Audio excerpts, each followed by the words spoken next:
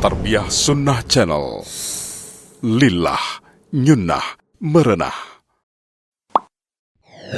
Yuk belanja di Tarbiyah Sunnah Mart.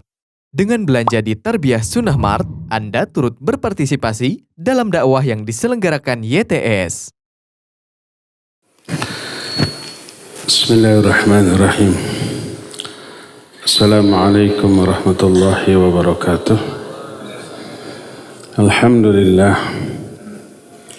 Wassalatu wassalamu ala Rasulillah Muhammad ibn Abdullah wa ala alihi wa ashabihi wa mawalah wa man tabi'ahum bi ihsanin ila yaumil qiyamah wa ba'd. Hadirin jamaah Masjid Agung Al-Musabaqah di Subang, Jawa Barat yang Allah muliakan. Alhamdulillah kita kembali berjumpa melanjutkan bahasan Asyratus Sa'ah atau fenomena akhir zaman. Kita sudah akan sampai kepada 2 poin terakhir dari pembahasan fenomena akhir zaman. Fenomena terakhir yang kita sudah bahas pada bulan yang lalu adalah tentang dikosongkannya kota Madinah, ya. Sekarang kita lanjut ke fenomena yang berikutnya, yaitu ba'thur rihit thayyibah liqabdi arwahil mu'minin.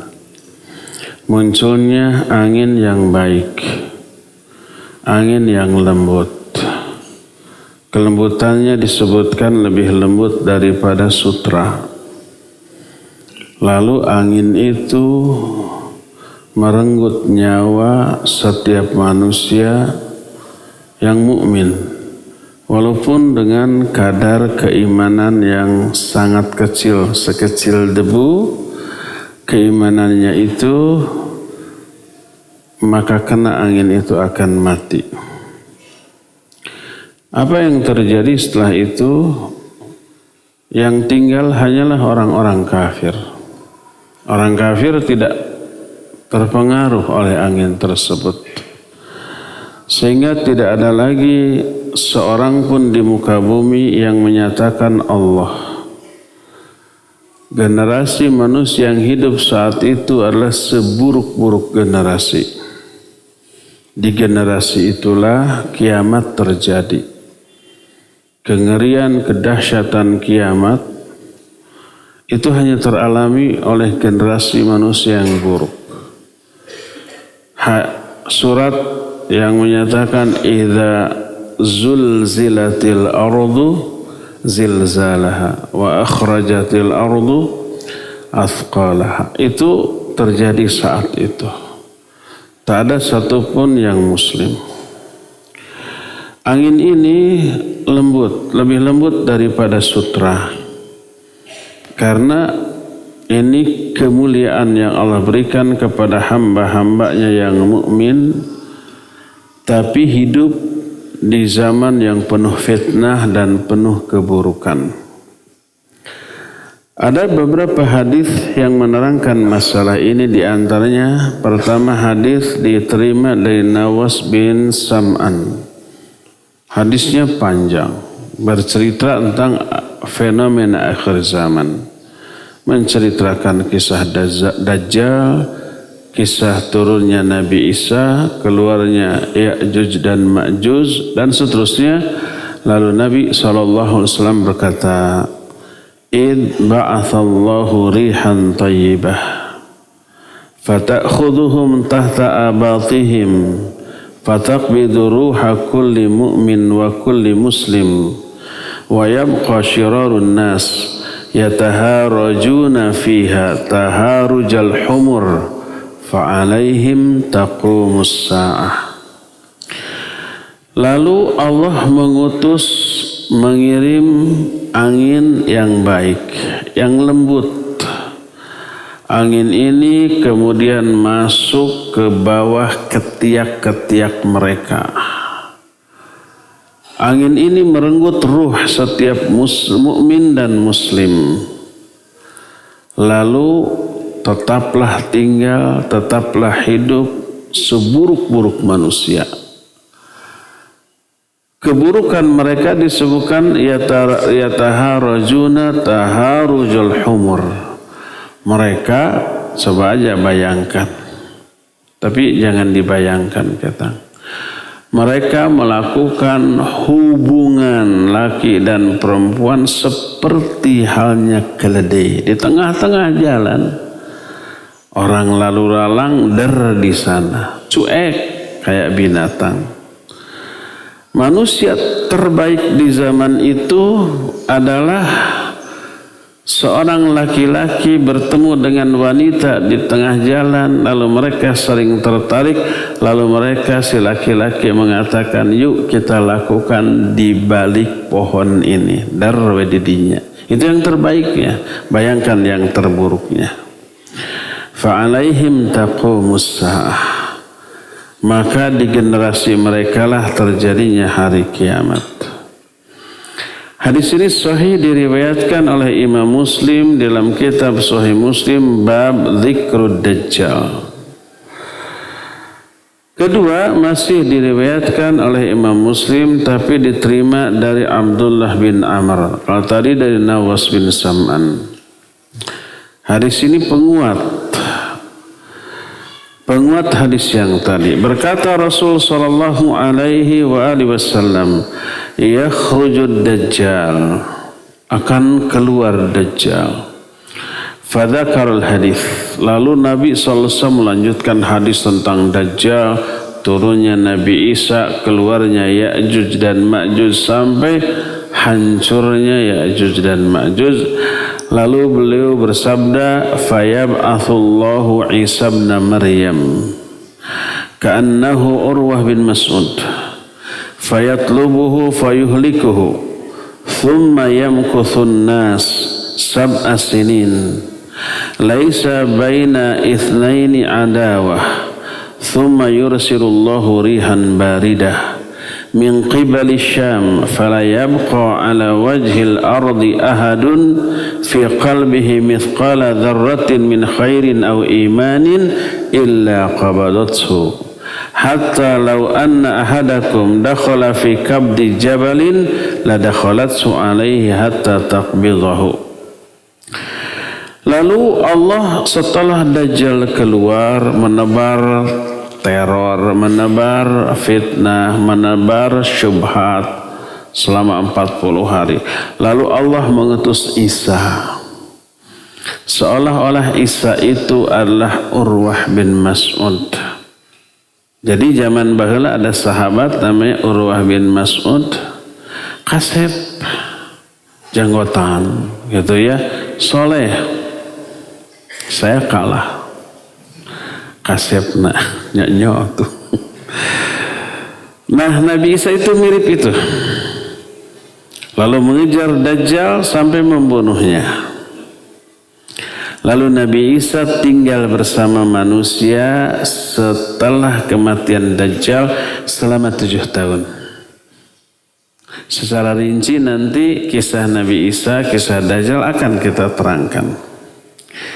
Selama 7 tahun itu laisa baina itsnaini adawah, tak ada permusuhan antara 2 orang sekalipun. Seluruhnya damai, seluruhnya bersaudara, seluruhnya sejahtera. Karena umumnya kebencian, kedengkian, permusuhan itu karena dunia tuh. Tidak ada kedengkian, hasad, kebencian, permusuhan yang terjadi antara 2 orang kecuali pasti karena urusan dunia. Di zaman Nabi Isa, Masya Allah, kesejahteraan merata, rizki barokah dari Allah melimpah, sampai semua orang kebingungan mau mengeluarkan zakat, infak, sedekah. Barada ya nggak ada yang mau nerima, disimpan di pinggir jalan. Siapa tahu ada yang ngambil. Sehari 2 hari, beberapa hari malah banyak berjajar, beranak. Sekarang kan yang begitu tumpukan sampahnya, membuang sampah, bingung ke kali, nggak boleh celek, boleh di pinggir jalan. Besoknya ayat 2. Besoknya lagi terus akhirnya numpuk jadi gunung sampah. Ada yang begitu? Ada. Di Bandung mah ya, nggak tahu di Subang. Saya yakin lebih lah. Nah ini mah harta disimpan. Saking sejahteranya semua orang. Antara dua orang tidak ada permusuhan. Duh damai Masya Allah. Nah setelah itu Allah pun setelah Nabi Isa tinggal 7 tahun kemudian wafat, kemudian disolatkan oleh kaum muslimin, lalu Allah mengutus angin yang dingin min qibalis Syam, datangnya dari arah Syam. Syam itu salah satunya sekarang Palestina. Syam itu termasuk juga Suriah, termasuk Lubnan, Libanon, termasuk juga Yordan. Itu negeri Syam. Datang angin dari arah sana. Maka tidak ada yang tersisa di permukaan bumi seorang pun yang di dalam hatinya ada iman atau kebaikan walaupun sekecil debu, kecuali akan direnggut nyawanya oleh angin itu. Sehingga seandainya salah seorang di antara kalian masuk ke perut gunung, ke perut bumi, ada gua gitu, kemudian masuk bersembunyi, niscaya angin itu akan masuk ke gua itu kemudian merenggut nyawa orang itu. Selama di dalam hati orang itu ada kebaikan atau iman walaupun sekecil debu. Saya yakin orang-orang yang ada di sini imannya lebihlah dari sekecil debu, segede perep meren lumayannya. Atau mungkin lebih besar daripada itu. Makanya masih ngaji. Kalau sekecil debu mah tong borong ngaji, mungkin ngewa kan ngaji oke. Tapi kadang sholat menunjukkan ada iman. Ya. Hadis ini sahih riwayat Imam Muslim dalam kitab Sahih Muslim. Hadis-hadis tadi menunjukkan bahwa munculnya angin tadi setelah turunnya Isa, setelah terbunuhnya Dajjal, setelah kemusnahan Ya'juj dan Ma'juj. Bahkan disebutkan munculnya angin tersebut setelah matahari terbit dari sebelah barat, setelah keluarnya Dabah, dan setelah berlalunya seluruh tanda-tanda besar dari hari kiamat. Tanda besar hari kiamat ada 10 yang semuanya belum pernah kita bahas. Nanti seusai kajian ini mungkin bulan depan masuk kepada tanda besar dari hari kiamat. Ya. Berdasarkan hal itu kasus terjadi atau munculnya angin ini beberapa saat sebelum kiamat. Apakah hadis ini tidak bertolak belakang dengan hadis lain yang juga sahih diriwayatkan oleh Imam Muslim dalam kitab Sahih Muslim? Berkata Nabi SAW, La tazalu ta'ifatum min ummati yuqatiluna alal haqqa zahirina ila yaumil qiyamah. Kata Nabi SAW, akan selalu muncul sekelompok kecil dari umatku. Ini setiap zaman. Mereka berjuang di atas kebenaran. Mereka akan tetap eksis sampai hari kiamat. Tuh ada orang-orang baik tuh sampai hari kiamat akan muncul. Tapi kenapa tadi sebelum kiamat orang-orang mukmin mati? Dan kiamat hanya terjadi pada generasi yang paling buruk. Dalam riwayat lain disebutkan zahirina alal haqq la yadhurruhum man khadalahum wa la hatta ya'ti amrullah wa hum kadzalik. Mereka tetap eksis di atas kebenaran, memperjuangkan kebenaran. Mereka tidak bisa dimadaratkan oleh orang-orang yang menghinakan mereka. Ingat, pejuang kebenaran selalu dihinakan oleh pejuang kebatilan. Hatta ya amrullah, sampai datang urusan Allah dan mereka tetap dalam keadaan demikian. Apakah hadis ini menyatakan sampai kiamat, terjadinya kiamat, orang mukmin tetap ada? Sedangkan hadis tadi menyatakan sebelum kiamat semua orang mukmin mati, dan kiamat hanya terjadi di generasi manusia yang paling buruk sampai tak ada yang mengatakan Allah. Dan dua-dua hadis itu sahih. Apakah kedua hadis tadi bertolak belakang? Tidak.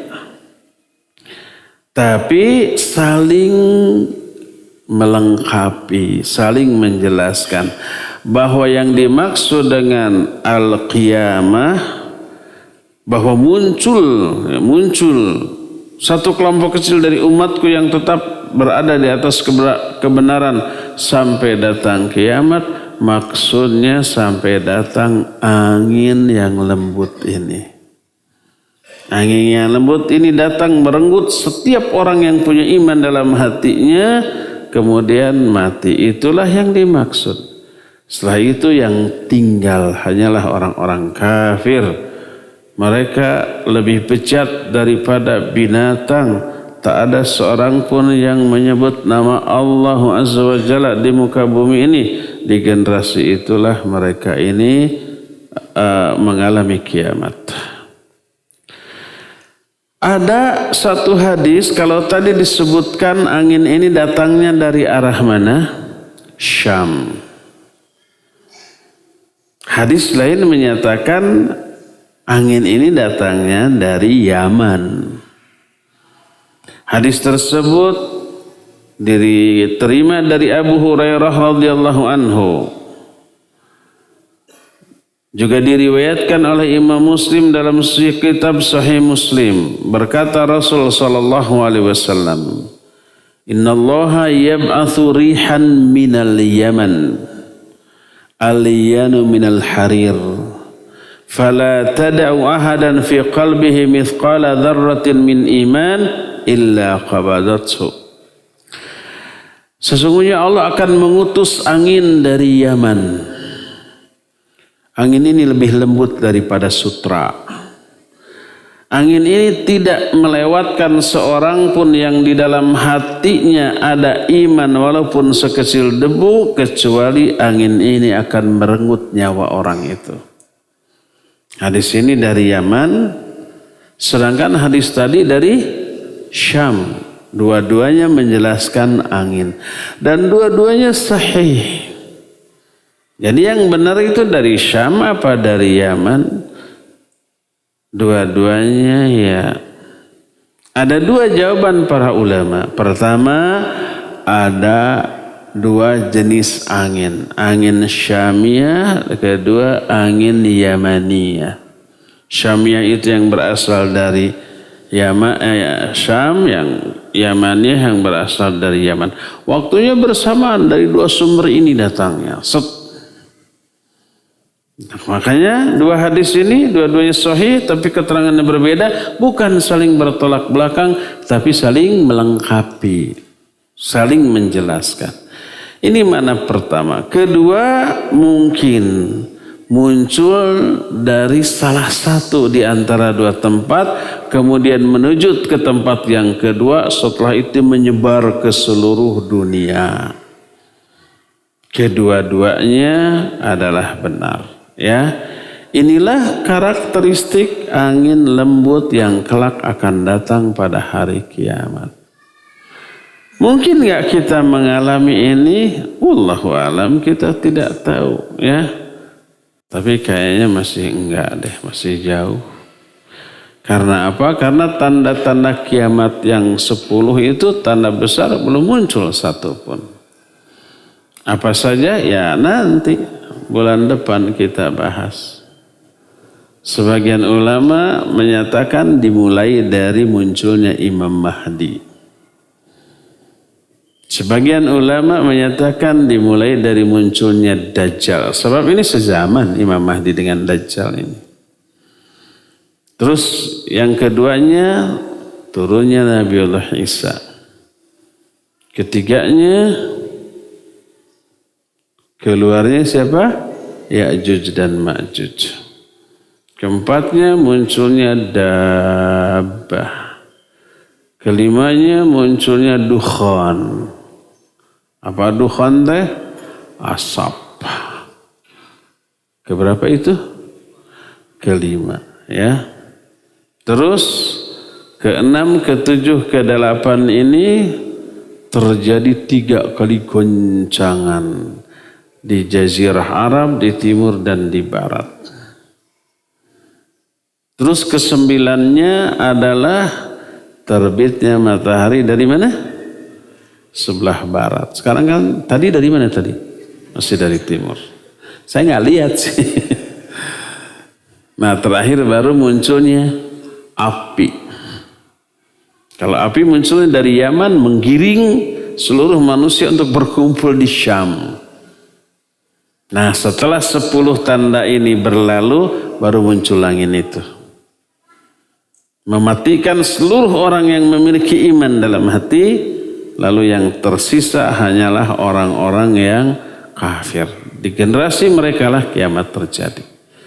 Ke-10 tanda itu nanti kita akan bahas dan semuanya seru-seru loh. Siapa yang kelewat tidak hadir dijamin rugi. Itulah tanda pertama yang kita bahas hari ini. Ini poin yang ke-56 sebenarnya. Dari tanda-tanda kiamat kecil dari awal kita memulai kajian ini. Sudah ada setahun lebihnya. 2 tahun gitu ada. Sekitarlah. Kedua hari ini atau poin 57. Katakanlah poin terakhir. Setelah poin terakhir ini beres dibahas, sudah selesai ngajinya, pulang. Mudah-mudahan 5 menit juga selesai.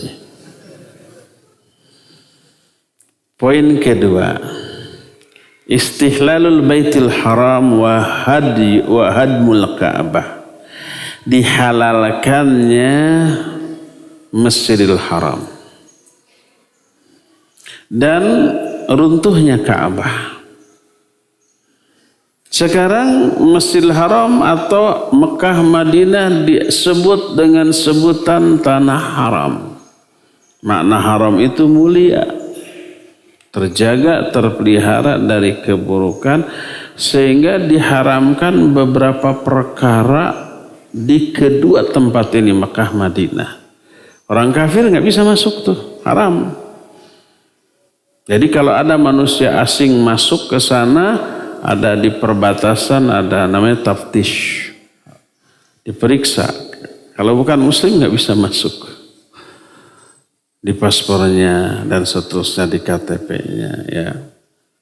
Hanya muslim. Terus tidak boleh mencabuti pohonnya, membunuh binatang-binatang yang ada di sana, itu tidak boleh, ya. Mengadakan kerusakan itu tidak boleh, haram. Suatu saat akan dihalalkan.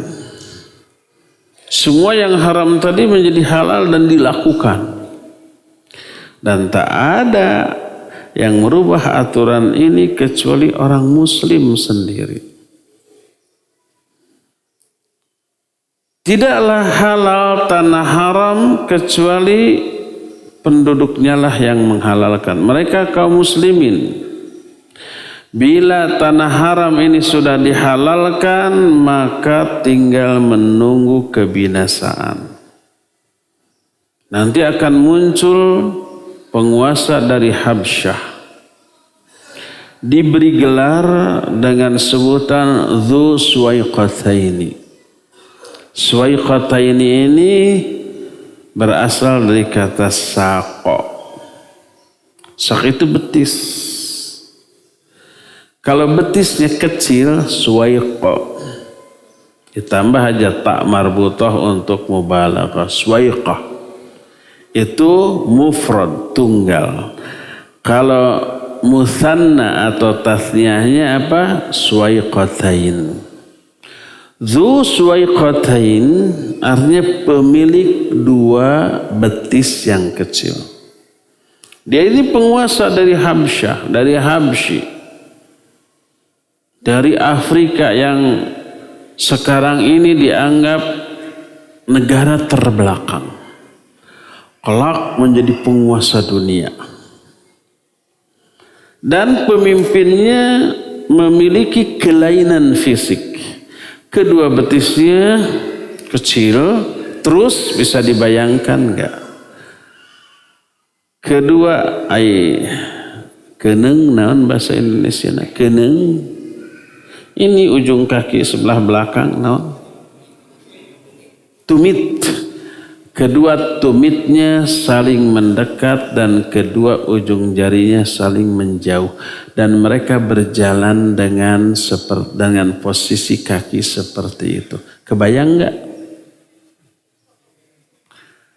Dalam hadis lain disebut dengan sebutan afhaj. Bahasa kita rada dewasa, egang. Nggak tahu bahasa Indonesianya egang apa. Kalau berjalan itu egang. Karena kedua pahanya berjauhan, kedua tumitnya berhadapan, kedua ujung jari-jari kakinya berjauhan. Kebayang tidak? Nah, seperti itu. Bagus apa tidak? Tidak. Ada yang mau mempraktekkan? Bayangkan saja cukup ya. Itu Dzu Suwaiqataini. Dia datang ke Mekah menghancurkan Ka'bah, mencopoti bangunan Ka'bah sebatak demi sebatak, dan merampas emas kekayaan yang tersimpan di dalamnya, menelanjangi bangunan Ka'bah dari kiswahnya. Kiswah itu ya pakaian kain hitam yang menutupi Ka'bah. Itu disebut apa? Kiswah. Beberapa tahun yang lalu ada kasus ibu-ibu orang Indonesia ngagunting kiswahnya mau dijadikan jimat. Aduh, ya budak. Ketahuan tidak? Ketahuan. Itu ada ribuan kamera di setiap sudut. Apapun yang dilakukan kepantau loh ya. Lagi tawaf berdesak-desakan nyopet. Dan copet mah tuh tidak pandang tempatnya. Naluri kecopetannya tuh muncul setiap kali ada di tempat berdesak-desakan. Orang Indonesia nyopet, orang setup lagi tawaf. Korbannya mah nggak tahu. Kepantau sama CCTV, CCTV. Nah, tiba-tiba dikirim askar, gerwek gue. Kena, ya enggak? Korbannya enggak tahu. Korbannya dipanggil, enggak ada CCTV-nya. Nih, ibu korban nih, mana dompet? Oh iya enggak ada. Nih, ini si copetnya. Ada. Nanti kiswahnya ini akan dicabut oleh si Dzu Suwaiqataini ini, ditelanjangi. Dan itu terjadi di akhir zaman ketika di muka bumi ini tak ada lagi orang yang menyebut nama Allah, Allah, Allah. Dan sejak saat itu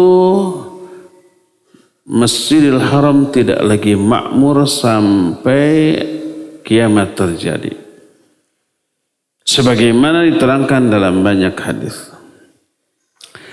Di antaranya hadis yang diriwayatkan oleh Imam Ahmad dengan sanad yang sampai kepada Sa'id bin Sam'an radhiyallahu anhu, dia berkata, Sami'tu Rasulullah sami'tu Abu Hurairah yukhbiru Abu Qatadah anna Rasul sallallahu alaihi wasallam qala yubaya'u li rajulin ma bainar rukni wal maqam wala yastahillal baita illa ahluh fa idza istahalluh fala yus'alu an halkatil arab thumma ta'til habsyah fayukhribunahu kharaban la yu'ammaru ba'dahu abadan wa humul ladzina yastakhrizuna kanza.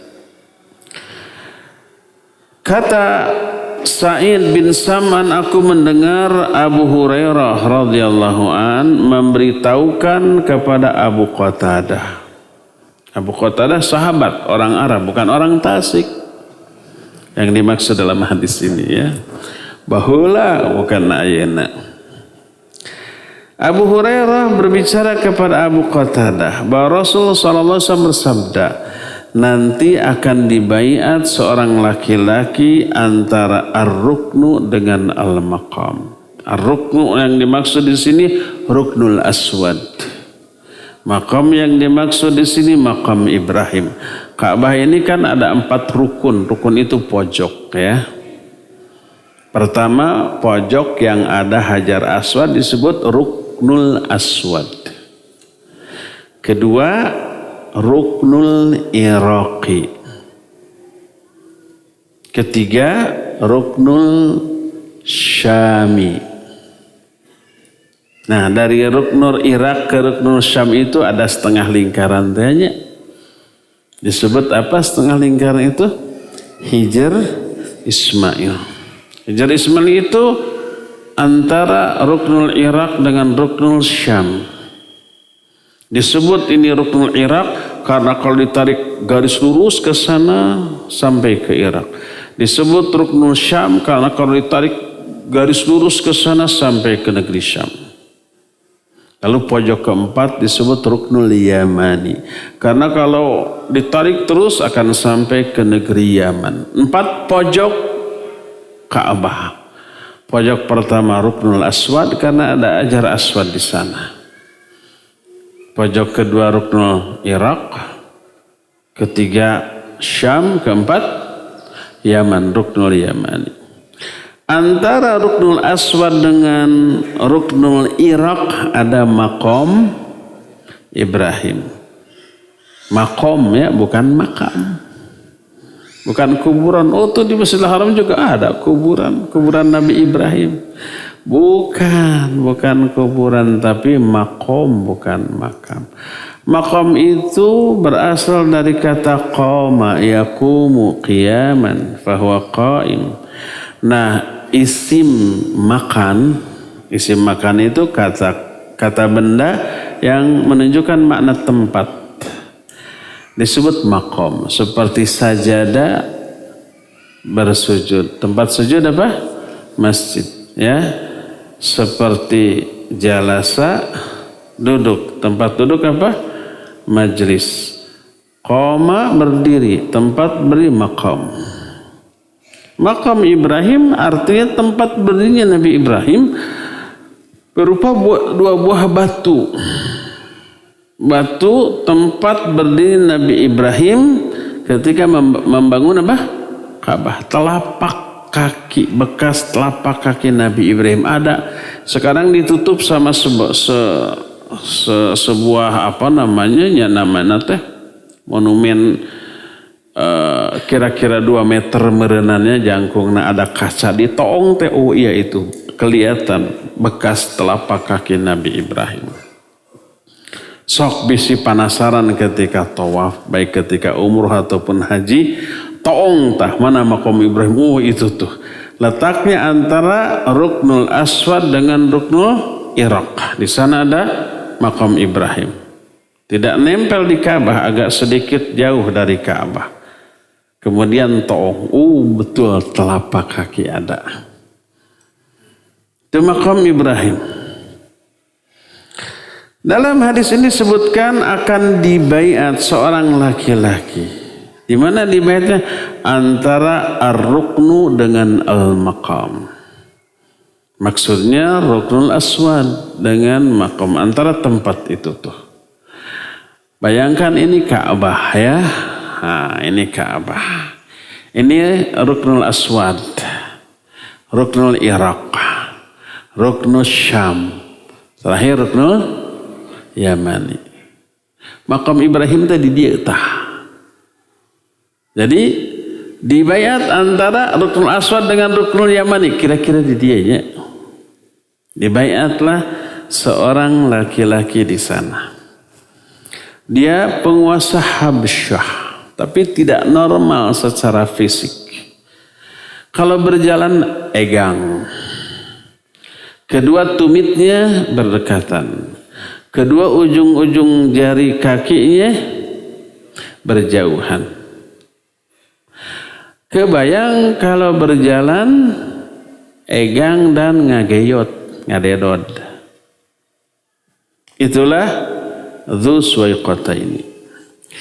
Akan dibayat seorang laki-laki bertempat antara Ruknul Asmad dengan makam Ibrahim, dan tidaklah dihalalkan Ka'bah. Sekarang Ka'bah masih haram, terjaga kesuciannya, keagungannya. Tidaklah akan dihalalkan kecuali oleh kaum muslimin. Ketika mereka sudah menghalalkannya, maka jangan ditanya tentang kemusnahan orang Arab. Kemudian akan datang orang Habsyah, mereka menghancurkannya, menghancurkan Ka'bah dengan kehancuran yang menyebabkan Ka'bah tidak ada lagi yang memakmurkannya selama-lamanya. Mereka lah orang-orang yang mengeluarkan simpanan, harta simpanan kekayaan Ka'bah. Hadis tersebut diriwayatkan oleh Imam Ahmad dalam kitab Musnad Ahmad. Berkata Syekh Ahmad Syakir ketika mensyarah dan mentaklik. Syarah itu penjelasan. Taklik itu komentar. Ketika mengomentari hadis ini, beliau berkata isnaduhu sahih, sanad hadis ini sahih. Berkata Imam Ibnu Katsir rahimahullah. Imam Ibnu Katsir juga menukil hadis ini di dalam kitab An-Nihayah. Kata beliau, hadza isnadun jayyidun qawiyyun. Sanad hadis ini jayyid dan qawi. Jayyid itu bagus, qawi itu kuat. Dan istilah sanad atau hadis ini jayyid adalah istilah untuk hadis sahih. Apa sahih apa hasan? Antara sahih dan hasan. Para ulama ragu, ini sahih atau hasan? Yang jelas ini makbul.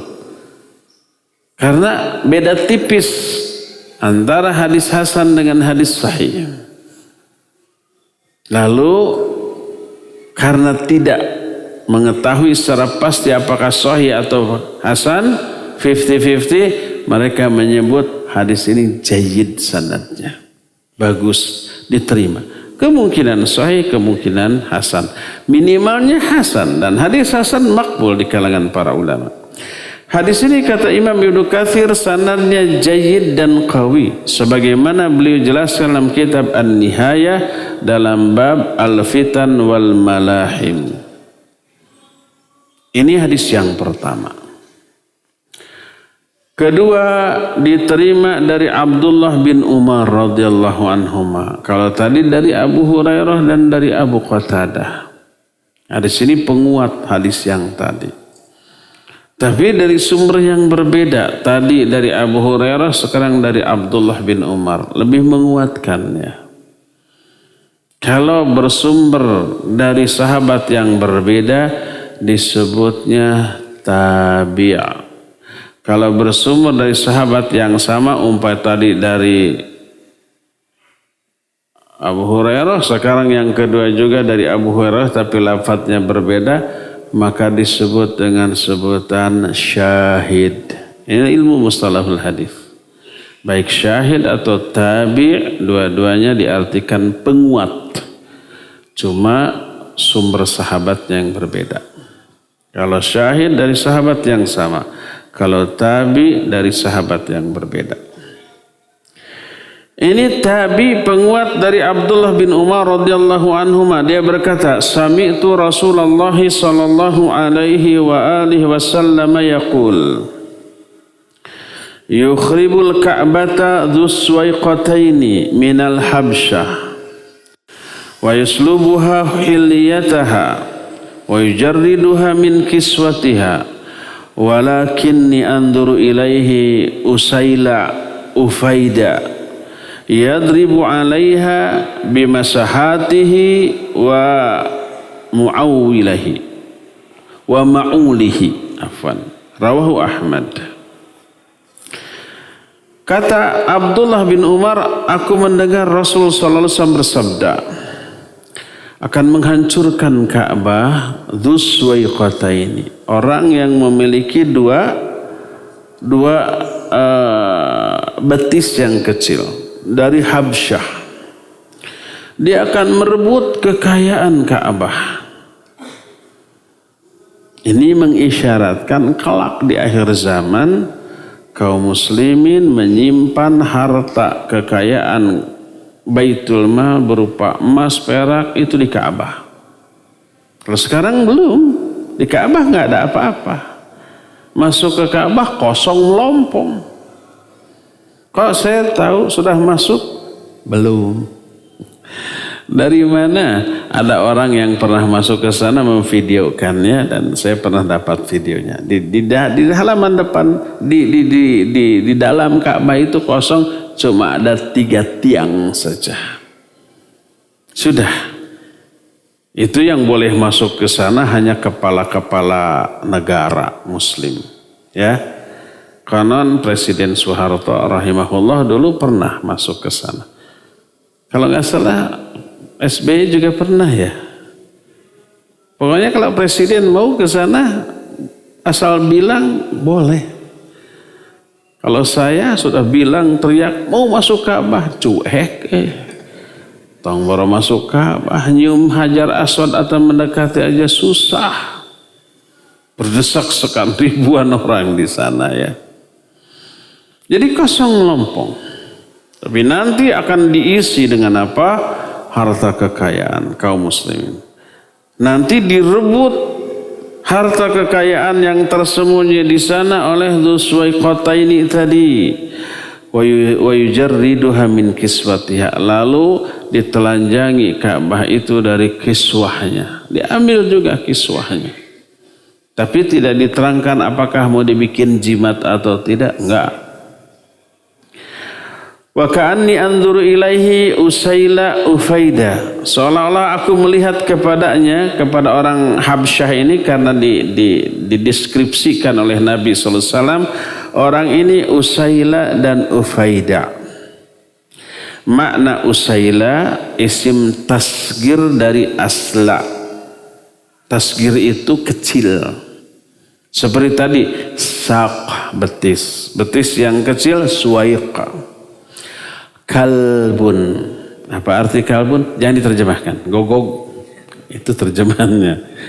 Tapi kalau gogog kecil kulaib, ya. Contoh lain umpamanya jundun. Apa arti jundun? Tentara. Kalau tentara kecil Junaid. Abdun, isim tasgirnya Ubaid. Haidar, isim tasgirnya Hudair. Haidar itu artinya rajanya singa. Bukan raja singa, rajanya singa. Al-Hakami dalam kitab Mukhtasar Ma'arijul Qabul ketika membahas manaqib atau keistimewaan Ali bin Abi Thalib, salah satu sebutan panglandih kata orang Sunda namanya, laqab bagi Ali bin Abi Thalib adalah Haidar. Haidar itu sebutan bagi Ali bin Abi Thalib. Makanya yang banyak memberi nama Haidar kepada anak-anaknya itu orang Syiah. Ya, ada nggak orang selain Syiah yang anti Syiah menamai anaknya dengan Haidar? Ada. Di Saudi jarang nama Haidar. Di Iran banyak. Tapi tidak semua orang yang anaknya diberi nama Haidar berarti Syiah. Enggak ada yang anti Syiah. Tapi anaknya diberi nama Haidar. Kenapa tuh? Saat anaknya lahir diberi nama Haidar belum tahu masalah ini. Apa makna Haidar? Diterangkan dalam kitab Mukhtasar Ma'arijul Qabul, Al-Haidar fil Asad kal maliki fin nas. Haidar di kalangan para singa seperti raja di kalangan manusia. Jadi Haidar itu apa maknanya? Rajanya singa, bukan raja singa. Itu baru anaknya loh. Gimana bapaknya? Isim tasgir. Jadi Haidar itu singa besar. Karena simbol dari keberanian. Dan itu disematkan kepada Ali bin Abi Thalib radhiyallahu an. Akan tetapi umumnya bukan lafaz Haidar tapi pakai ta marbutoh Haidarah. Seperti Hurairah, seperti Tolhah. Tapi bukan untuk wanita, ini untuk laki-laki. Haidarah, bukan Haidar. Al-Haidaratu fil asad kal malik finas. Haidarah di kalangan para singa ibarat raja di kalangan manusia. Isim tasghirnya Hudair. Kitabun, kitab besar. Kalau kitab kecil, Kutaib. Itu disebut isim tasghir. Asla isim tasghirnya Usaila. Makna Usaila adalah huwallazi inhasara sya'r an ra'si. Orang yang botak. Bahasa Jepangnya apa? Kariniki. Itu bahasa Sunda kata yang diplesetin. Ufaida tasghir dari afda. Apa maknanya? Nah itu tadi egang. Disebutkan ketika membahas masalah ufaida, yakni bainal qadam wa baina admis syaq. Mana tadi itu? Wa huwa an tazulal mafasil an amakiniha.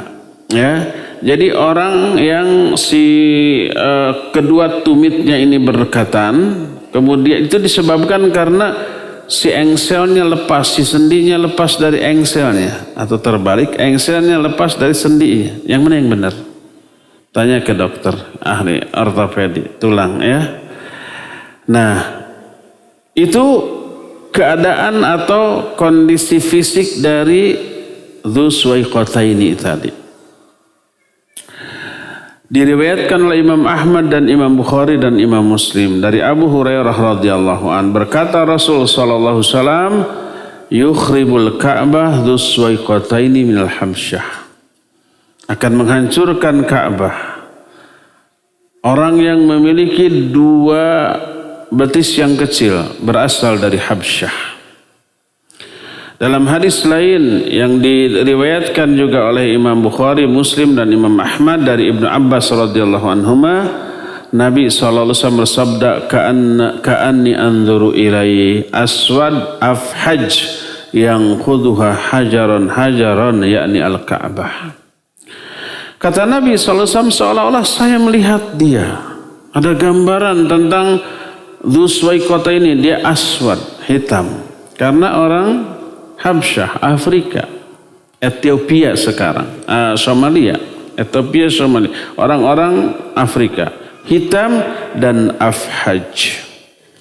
Makna afhaj adalah tadana sudura qadamaini wa taba'udu uqbah, yaitu orang yang kedua tumitnya saling berdekatan sedangkan jari-jari kakinya saling berjauhan.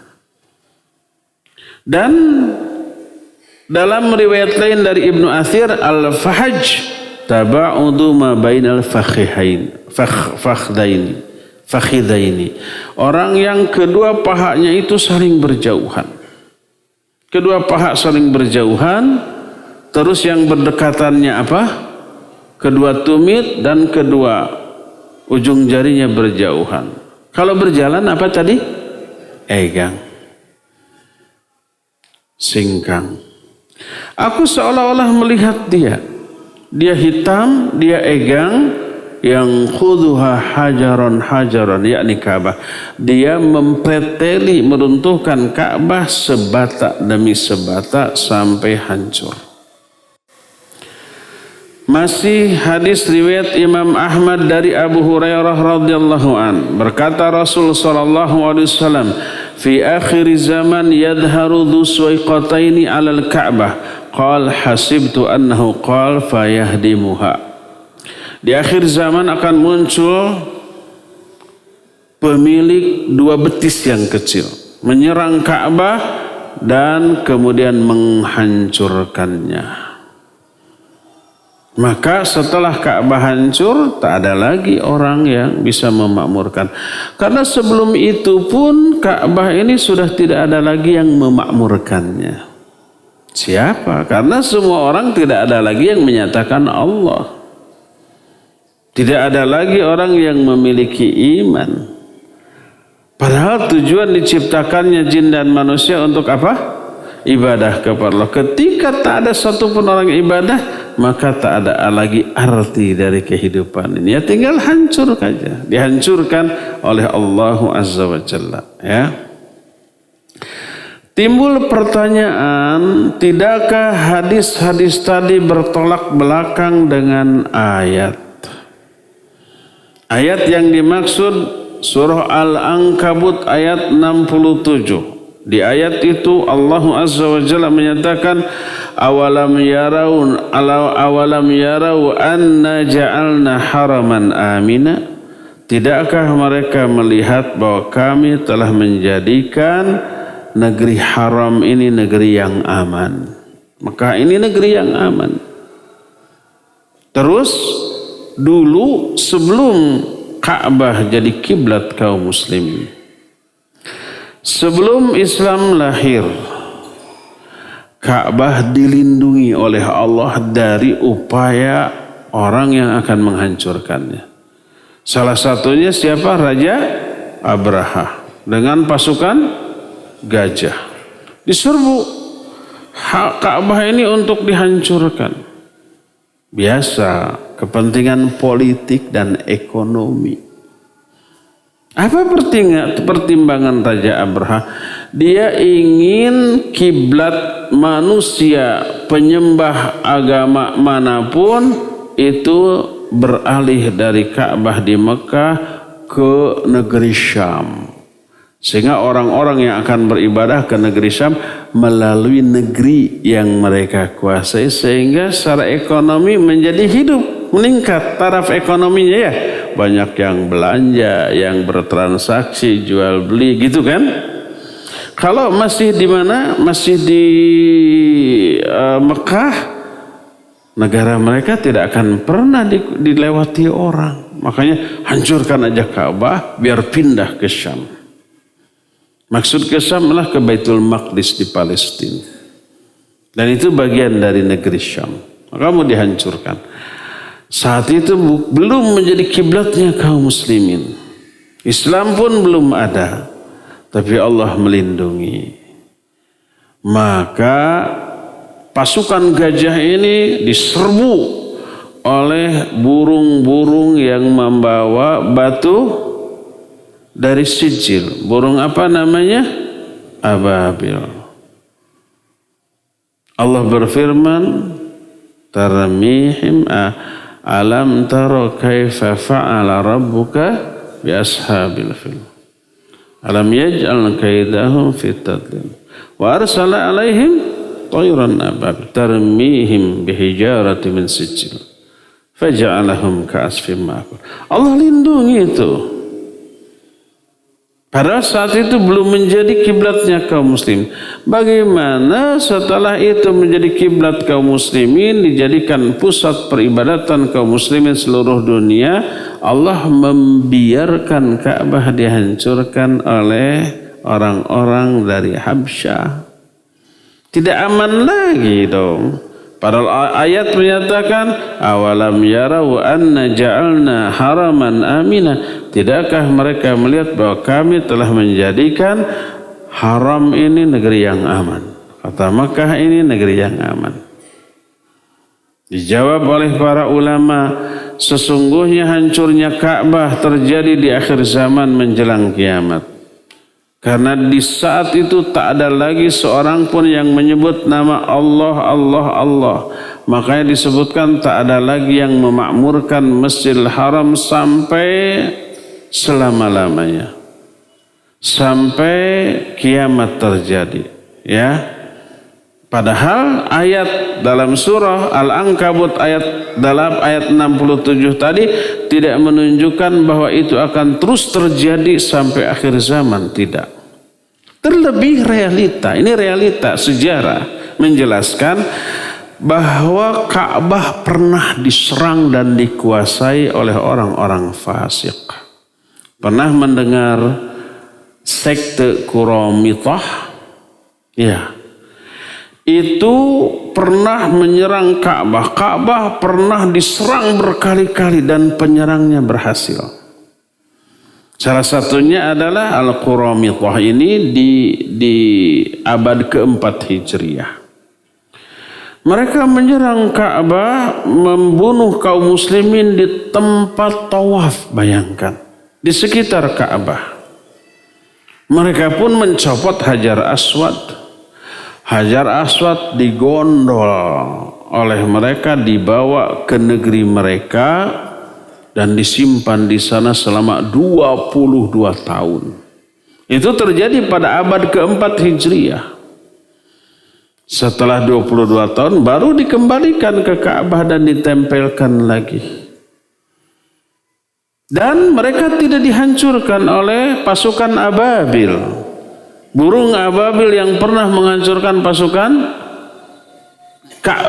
gajah Raja Abraha. Kenapa? Karena Raja Abraha orang musyrik. Abraha ini kata Syekhul Islam Ibn Taimiyah rahimahullah pernah menguasai sebagian besar negara-negara di dunia.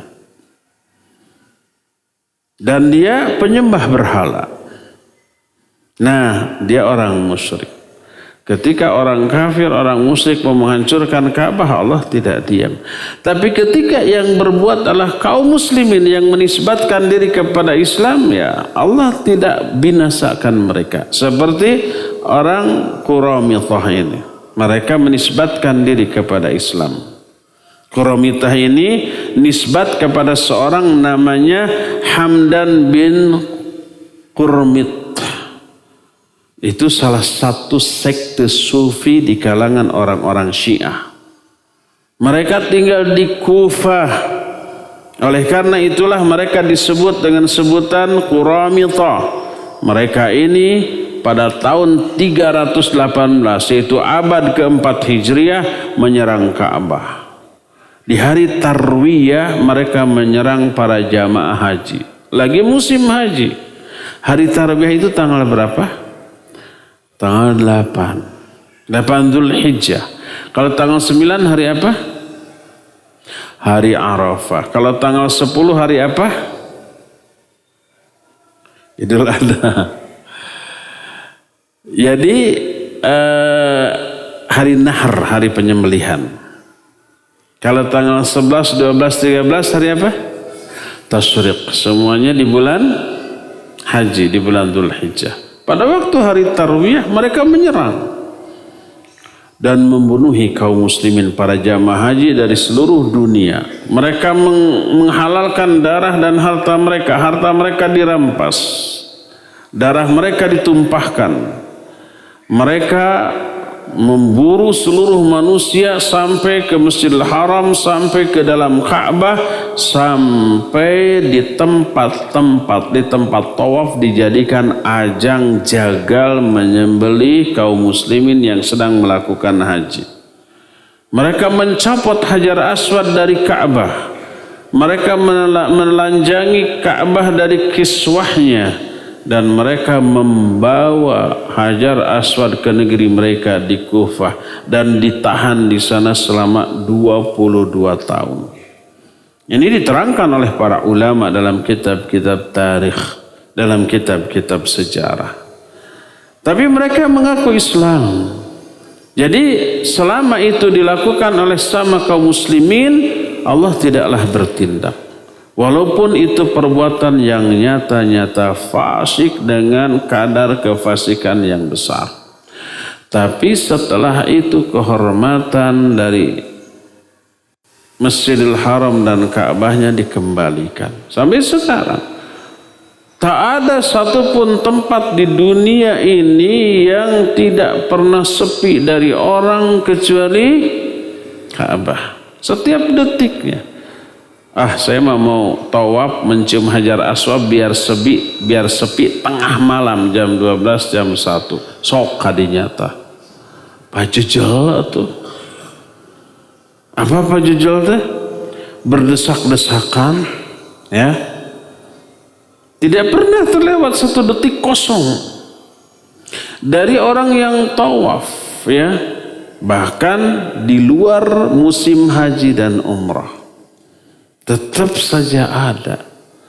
Contoh di luar musim haji dan umrah itu seusai ibadah haji bulan Dzulhijjah itu akhir bulan Dzulhijjah semua jamaah haji habis pulang ke negerinya masing-masing. Sementara visa umrah belum dibuka. Belum boleh ada orang yang umrah dari luar ke sana. Dibayang sepinya. Makanya dulu saya pernah membuka umroh di bulan Muharram. Karena dibayangkan sepi. Dan berita yang lalu menyatakan, aduh itu setiap putaran tawaf celengok deui ke Hajar Aswad. Celengok itu apa? Nyium Hajar Aswad. Siapa yang menyium atau menyentuhnya, terseraplah dosa-dosanya. Dan dulunya Hajar Aswad itu warnanya apa? Putih seperti susu. Setiap orang yang mencium dosanya terserap menjadi agak hitam. Jutaan orang keserap jadi hidung lestreng disebut Hajar Aswad. Dan kelak Hajar Aswad akan menjadi saksi pada hari kiamat bagi orang-orang yang menciumnya. Makanya berebut. Saya pernah buka Muharram di sana sepi loh, banyak atuh yang hadir sampai sana pajajal we angger, gitu ya, lain milik. Itulah kisah tentang runtuhnya Ka'bah. Alhamdulillah selesai sampai di sini. Insya Allah nanti bulan yang akan datang kita mulai memasuki penjelasan tentang tanda-tanda besar dari hari kiamat dan dimulai dengan munculnya Imam Mahdi. Kita akan bahas secara syar'i Imam Mahdi. Sebab banyak orang yang mengklaim sekarang sudah muncul Imam Mahdi. Ribuan yang ngaku Imam Mahdi setiap negara, setiap zaman. Yang benar yang mana? Semuanya palsu ya. Yang aslinya mana? Besok insya Allah kita akan bahas ya. Maksudnya besok teh bulan depan. Iya gitu. Iya, bulan depan insya Allah ya.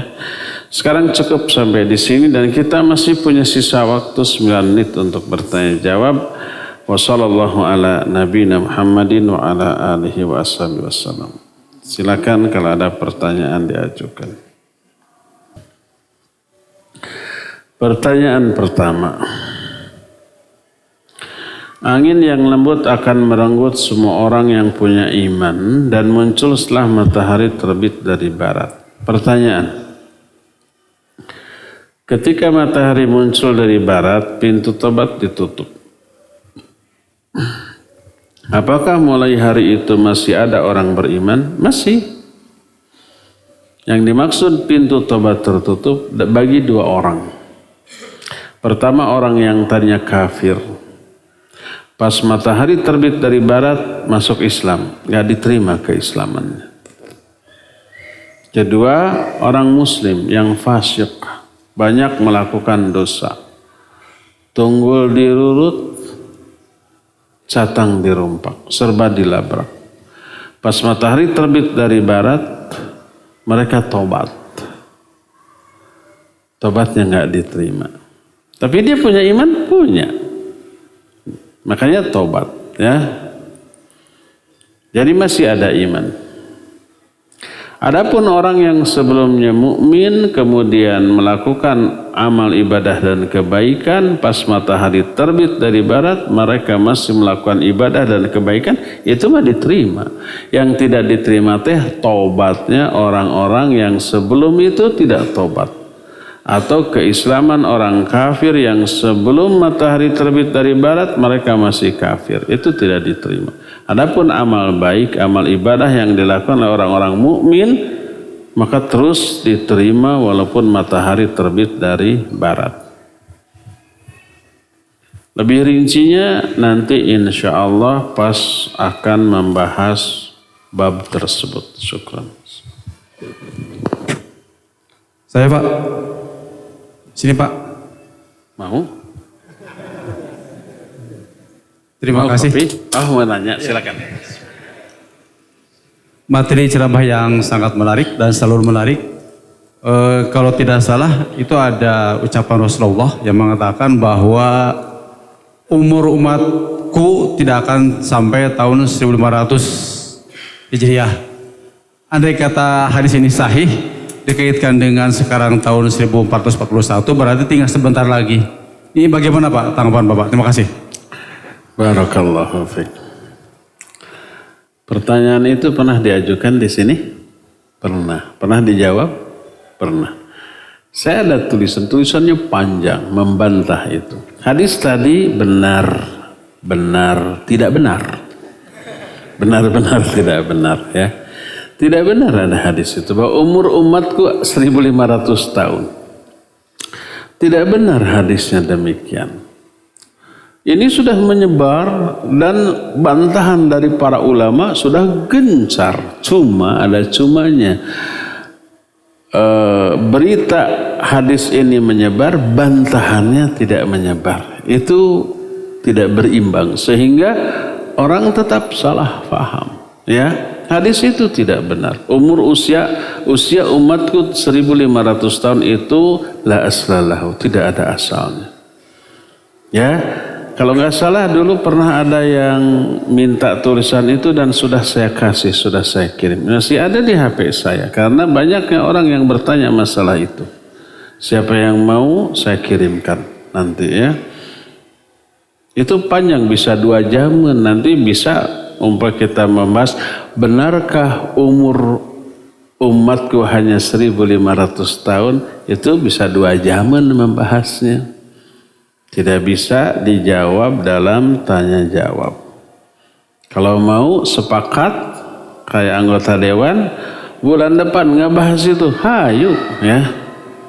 Karena panjangnya penjelasan masalah ini. Kalau enggak saya sudah cukup dengan tulisannya. Lanjut ke Imam Mahdi ya. Jadi hadis itu tidak benar Pak ya, tidak benar. Tak ada orang yang tahu kapan kiamat terjadi, di tahun berapa, di tanggal berapa, di bulan apa, cuma yang diberitahu harinya. Hari apa? Jumat. Cuma entah Jumat kapan, tahun kapan, bulan kapan, tanggal berapa, itu yang tidak tahu. Harinya ya hari Jumat, dipastikan hari Jumat. Hadis tentang hal itu sahih. Jadi kalau pas sekarang Sabtu, aman, santai. Pas Kemis deg-degan, jangan-jangan besok gitu ya. Ya. Karena tidak ada satupun makhluk di muka bumi ini kecuali sangat takut dengan kedatangan hari Jumat kecuali jin dan manusia.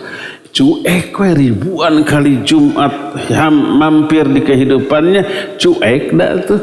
Selain jin dan manusia itu takut menghadapi hari Jumat karena takut di Jumat itulah kiamat terjadi ya. Wallahu a'lam bishawab. Nanti usulkan ke Ustadz Acu.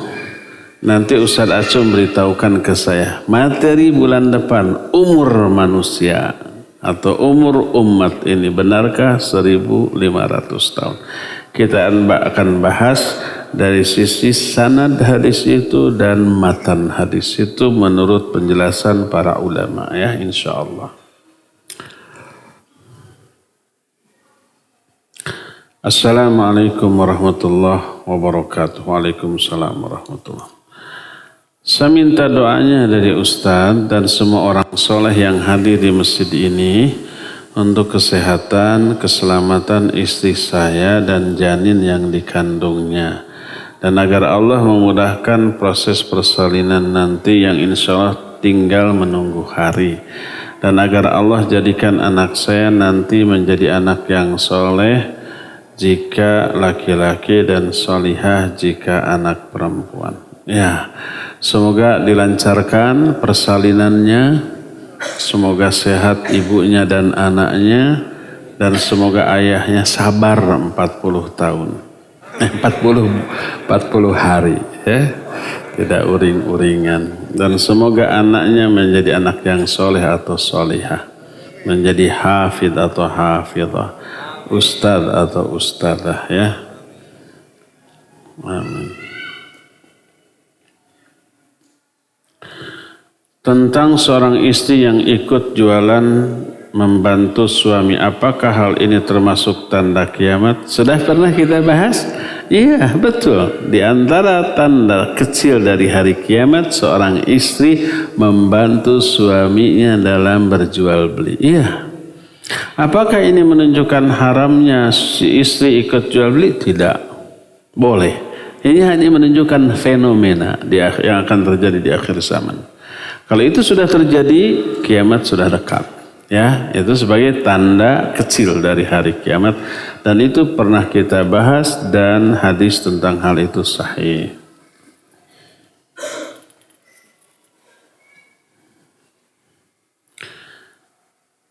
Assalamualaikum warahmatullahi wabarakatuh. Waalaikumsalam warahmatullahi wabarakatuh. Assalam harus ada alif lam. Ini enggak ada lamnya.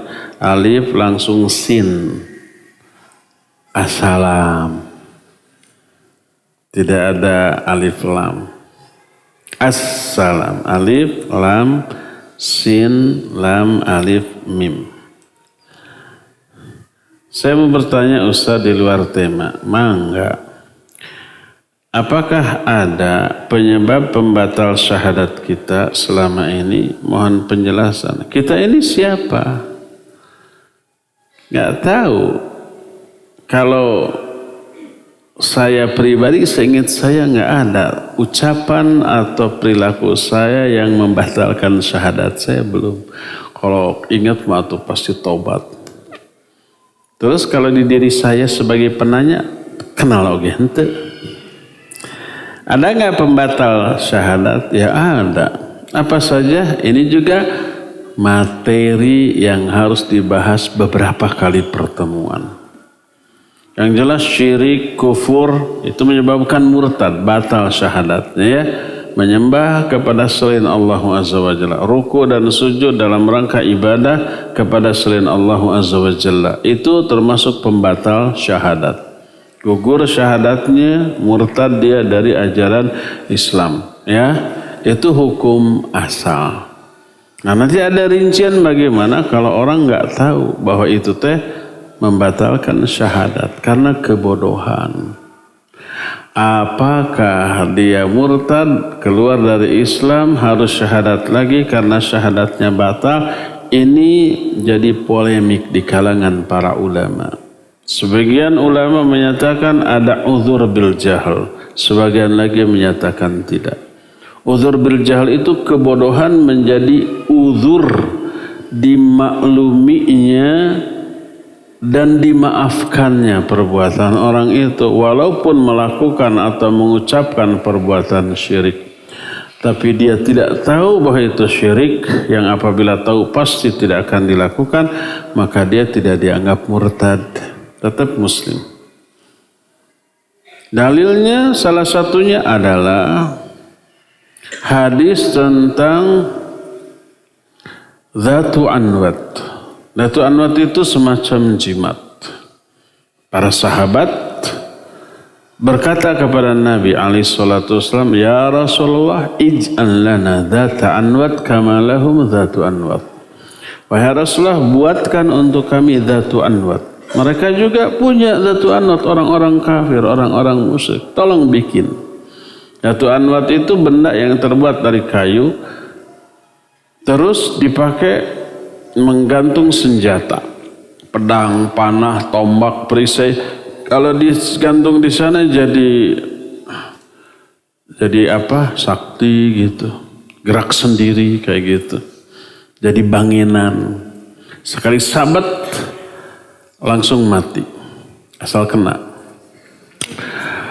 Nah itu Dhatu Anwat. Minta Dhatu Anwat. Sejenis apa? Jimat. Benda yang dianggap bertuah. Benda yang dianggap keramat. Ya mungkin di kita semacam batu ali, keris, benda-benda pusaka, setiap muludan harus dimandiin gitunya. Ada ritual tertentu, diberi makan, makannya itu kemenyan atau apa gitu. Bukan dihuapkan, nggak punya mulut. Cuma di kumahalah nggak tahu. Apa respon Nabi SAW? Beliau bersabda, kalian telah berkata kepadaku seperti perkataan umat Musa kepada Musa yang mengatakan, ij'al lana ilahan kama lahum alihah. Buatkan bagi kami patung sesembahan sebagaimana mereka juga punya banyak patung sembahan. Jadi Bani Israel pernah minta patung sembahan kepada Nabi Musa. Syirik apa tidak? Syirik. Minta Dhatu Anwat sama dengan itu. Syirik. Jadi para sahabat ucapan dan iktikadnya sudah terjerumus ke dalam perbuatan syirik saat itu. Apakah Nabi SAW menyatakan kalian sudah murtad, batal syahadat, keluar dari Islam, ayo syahadat lagi? Apakah begitu? Tidak. Hanya dijelaskan itu syirik sudah.